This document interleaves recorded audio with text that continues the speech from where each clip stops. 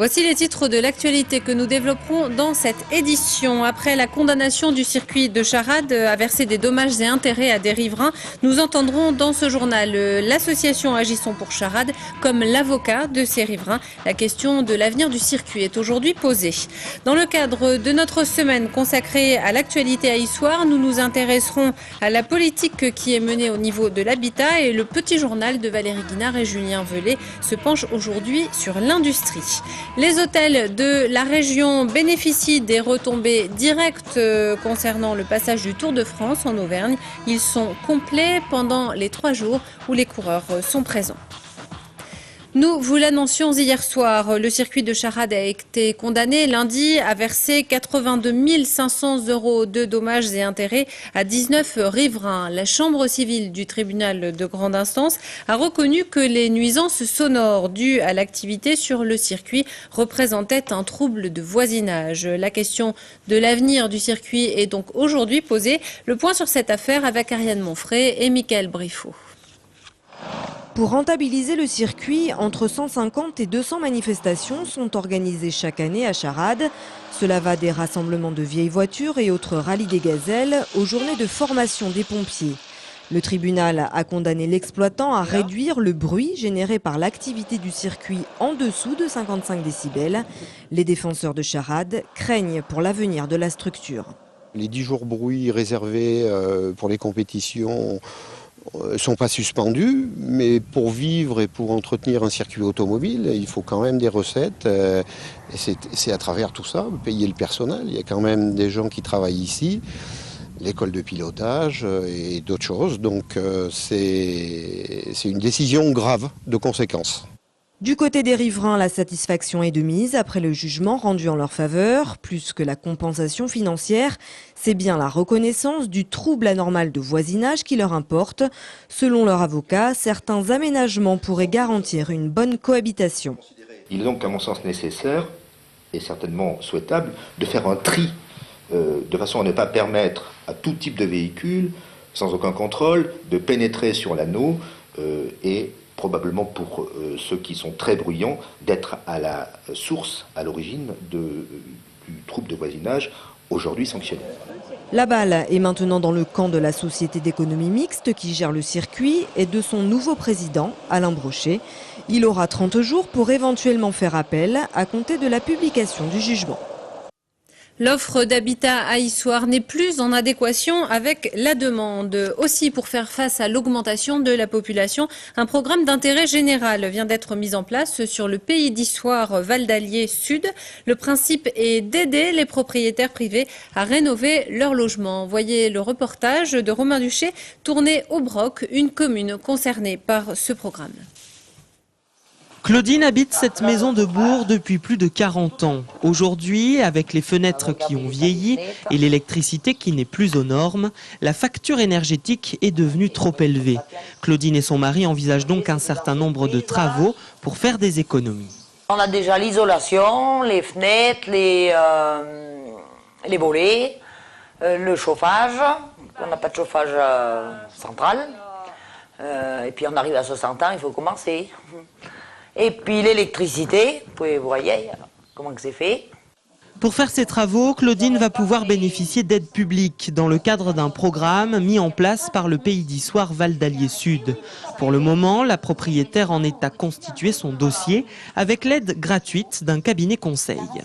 On va soit les recevoir en permanence pour monter leur dossier de subvention, soit se rendre chez eux pour visiter leur logement, les conseiller au niveau technique sur le choix des travaux, la définition de leur projet, éventuellement regarder quel type de travaux serait plus opportun.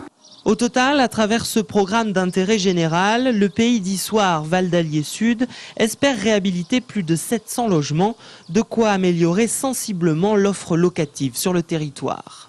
C'est d'avoir plus de logements de meilleure qualité et d'aider les propriétaires bailleurs à avoir des logements locatifs correspondant aux normes actuelles et les propriétaires occupants modestes et très modestes à avoir des logements dans lesquels ils peuvent vivre bien et confortablement.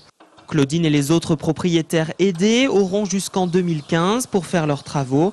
Une enveloppe de 8,6 millions d'euros au total est réservée pour ce programme d'amélioration de l'habitat. Ce soir, le petit journal d'Issoire est consacré à l'industrie, largement représentée sur la commune. 2 exemples ont été choisis à Issoire par Valérie Guinard et Julien Velay. Constellium, anciennement Alcan, et Issoire Aviation.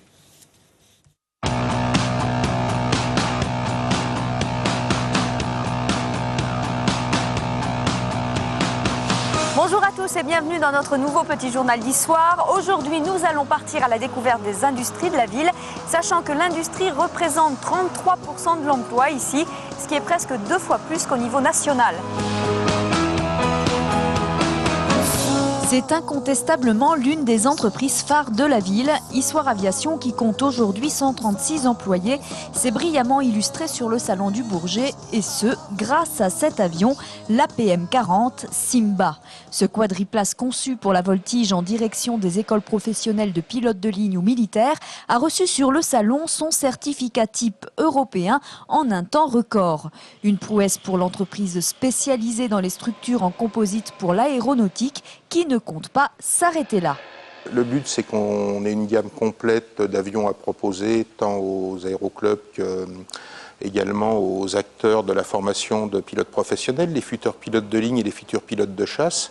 Donc pour ces derniers, on est en train de développer un avion de voltige avancé qui s'appelle l'APM-50 Nala, et vous savez que Nala, c'est la lionne espiègle, qui est la compagne de Simba. Ce nouvel avion devrait être présenté sur le salon du Bourget en 2013. L'industrie issoirienne n'a donc plus que 2 ans pour le mettre en place.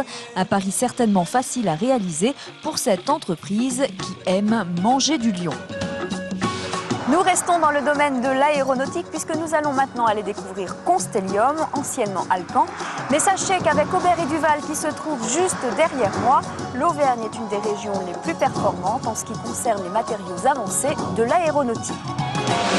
L'une des industries phares de la ville, c'est incontestablement Alcan, ou plutôt depuis le mois de mai, Constellium, puisque l'entreprise a changé de nom. Ici travaillent quelques 1500 personnes, des ouvriers qui fabriquent des semi-produits en alliage aluminium ainsi que des pièces pour l'aviation. Cela fait 100 000 tonnes de produits laminés par an pour l'aéronautique, des clients qui peuvent être Airbus, Dassault, Bombardier ou encore Boeing.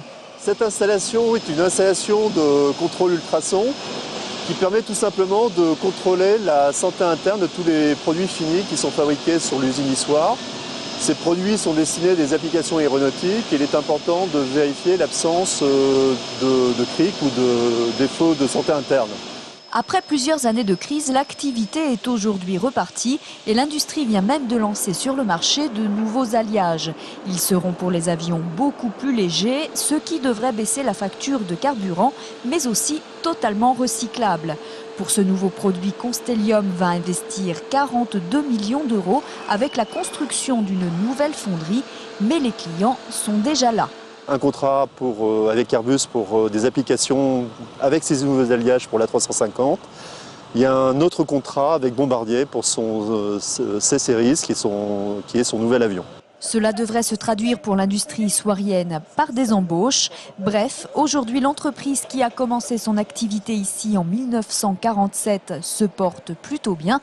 Son chiffre d'affaires est d'ailleurs de plusieurs centaines de millions d'euros. Ce petit journal d'histoire consacré à l'industrie est maintenant terminé. Demain, on ira faire du sport.